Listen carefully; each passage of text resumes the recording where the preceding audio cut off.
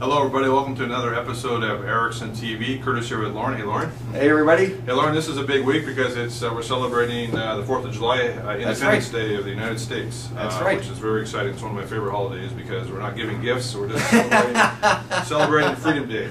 But it's interesting because I was thinking about freedom and I started thinking about tax freedom. Because there's a group called the Tax Foundation that publishes a site that they research the total tax burden for all the taxes that we pay, including employment taxes and income taxes, and they look at then as a nation as a whole the total tax receipts that we collect, and then how many days into the year it takes to pay off that liability. All right. So the interesting thing about it is at a national level. For 2012, Tax Freedom Day is actually April 17th. So the nation That's a funny coincidence. So the nation as a whole has to work from January 1st to April 17th just to pay the tax burden. Right. And then they're free the rest of the year, Independence Day, right? Okay. I see. The interesting thing was if you factored in the deficit spending that we're doing, so if we took, because that's just talking about the current tax costs, but if you factor in the actual cost of the government, including the deficit, we'd have to actually work till like May 20th, which is a lot longer. So one of the things I was thinking of is we might have more political pressure on our politicians if we knew how long we're working to pay off the deficit and the tax, and the cost of the government. The last thing I wanted to say is they also do a calculation when they factor in the differences between the states.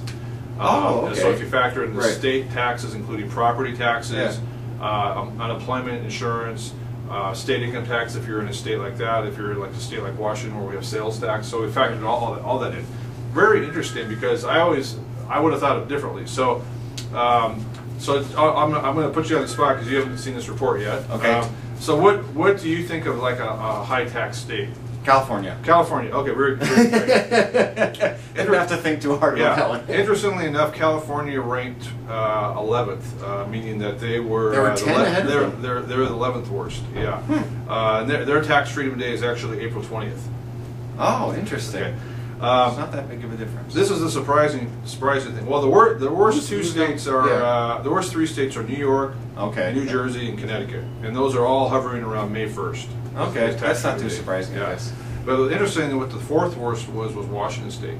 Really? Yes, we're the fourth worst, April 24th.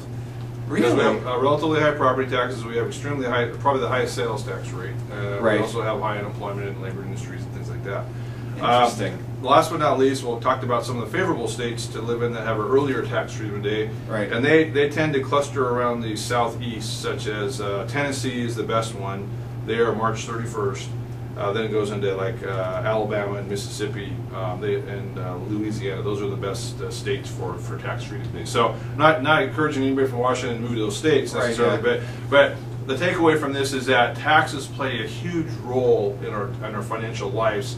Not just for April 15th, but just how many days we're working to pay this tax obligation. So the way we like to spin a negative to a positive is that shows how important tax planning and structuring your tax affairs, how much importance it has.